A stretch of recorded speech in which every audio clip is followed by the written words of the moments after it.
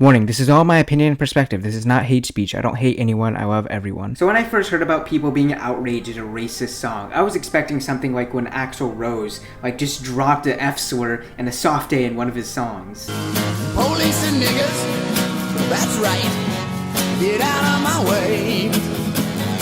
Like that I could understand, except people aren't upset at something like that. They're upset about a song that's ultimately about community. First off, I just want to say I probably had the worst introduction to this guy. Once I found out who the artist was, I look up Jason Aldean, and the first thing I see is a picture of him in blackface on Halloween, dressed up as Lil Wayne. Like that's probably the worst introduction, especially into a situation like this. Now real quickly, I want to touch on that. I don't think that him doing that is like a racist thing. Like the issue with blackface isn't blackface itself. It's the fact that people would put on blackface and then do a bunch of racist shit.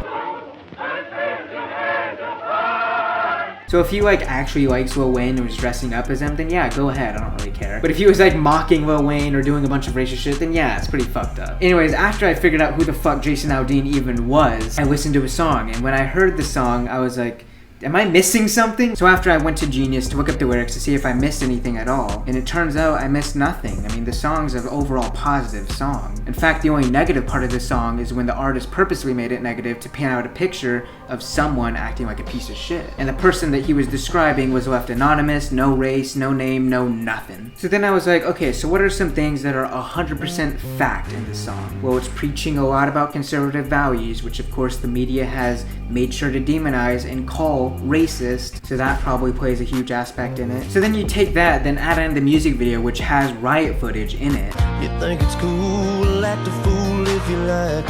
And I actually don't know if the footage itself came from the BLM protests, but that's what the left is claiming it to be. He talks about life in a small town and it's different, you know, and he shows these images. He's got folks from the Black Lives Matter movement. It would be kind of funny if it just turned out to be from some completely other event, because then it's like, oh, well, leftist, why did you just instantly claim it to be BLM footage? Anyways, that also probably played a factor, but the main factor, at least in my opinion, is the courthouse. In the music video, Jason Aldean performs in front of the courthouse, and apparently at that same courthouse back in 1927, there was a black teenager that was lynched there. And that I could understand some people being upset about, but I think to just immediately jump onto the wagon of, oh, he's a white supremacist, he's dog whistling to white supremacists, that's a huge stretch and is an overreaction. I think the more mature route to go is being like, hey, this is a bit weird. Why did you choose the courthouse? Does it hold some significance to you? Were you offered a huge opportunity to perform there? That, in my opinion, would be a reasonable discussion and conversation to have. But of course, it's just exploded into just this huge racist mess. I don't believe Jason Aldean's a racist. For one, the lyrics in the song aren't even written by him. He has ghostwriters. People wrote that song for him. Secondly, the riot footage in the video